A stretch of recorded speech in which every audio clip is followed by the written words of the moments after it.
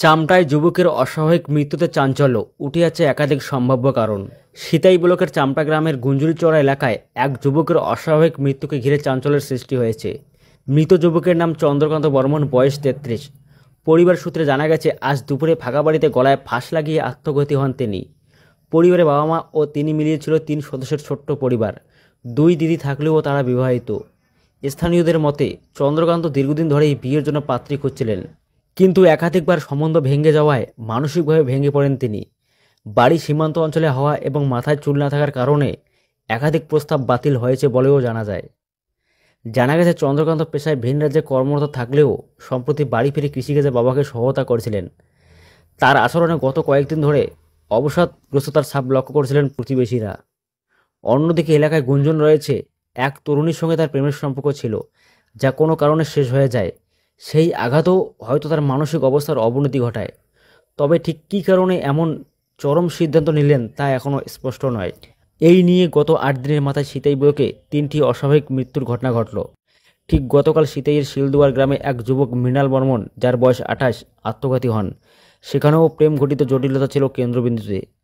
এমনকি গত 20 জুন সিতাই ব্লকের খামার সিতাই গ্রামে আরেক বিবাহিত পুরুষের মৃত্যু আত্মহত্যার কারণে হয়েছিল।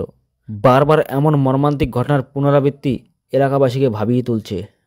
চামটায় যুবকের অস্বাভাবিক মৃত্যুতে চাঞ্চল্য, উঠে আছে একাধিক সম্ভাব্য কারণ। সিতাই ব্লকের চামটা গ্রামের গুঞ্জুরিচড়া এলাকায় এক যুবকের অস্বাভাবিক মৃত্যুকে ঘিরে চাঞ্চল্যের সৃষ্টি হয়েছে। মৃত যুবকের নাম চন্দ্রকান্ত বর্মন, বয়স 33। পরিবার সূত্রে জানা গেছে, আজ দুপুরে ফাঁকা বাড়িতে গলায় ফাঁস লাগিয়ে আত্মঘাতী হন তিনি। পরিবারে বাবা মা ও তিনি মিলিয়ে ছিল 3 সদস্যের ছোট্ট পরিবার। 2 দিদি থাকলেও তারা বিবাহিত। স্থানীয়দের মতে, চন্দ্রকান্ত দীর্ঘদিন ধরেই বিয়ের জন্য পাত্রী খুঁজছিলেন, কিন্তু একাধিকবার সম্বন্ধ ভেঙে যাওয়ায় মানসিকভাবে ভেঙে পড়েন তিনি। বাড়ি সীমান্ত অঞ্চলে হওয়া এবং মাথায় চুল না থাকার কারণে একাধিক প্রস্তাব বাতিল হয়েছে বলেও জানা যায়। জানা গেছে, চন্দ্রকান্ত পেশায় ভিন রাজ্যে কর্মরত থাকলেও সম্প্রতি বাড়ি ফিরে কৃষিকাজে বাবাকে সহায়তা করেছিলেন। তার আচরণে গত কয়েকদিন ধরে অবসাদগ্রস্ততার ছাপ লক্ষ্য করেছিলেন প্রতিবেশীরা। অন্যদিকে এলাকায় গুঞ্জন রয়েছে, এক তরুণীর সঙ্গে তার প্রেমের সম্পর্ক ছিল, যা কোনো কারণে শেষ হয়ে যায়। সেই আঘাতও হয়তো তার মানসিক অবস্থার অবনতি ঘটায়। তবে ঠিক কী কারণে এমন চরম সিদ্ধান্ত নিলেন তা এখনও স্পষ্ট নয়। এই নিয়ে গত 8 দিনের মাথায় সিতাই ব্লকে 3টি অস্বাভাবিক মৃত্যুর ঘটনা ঘটল।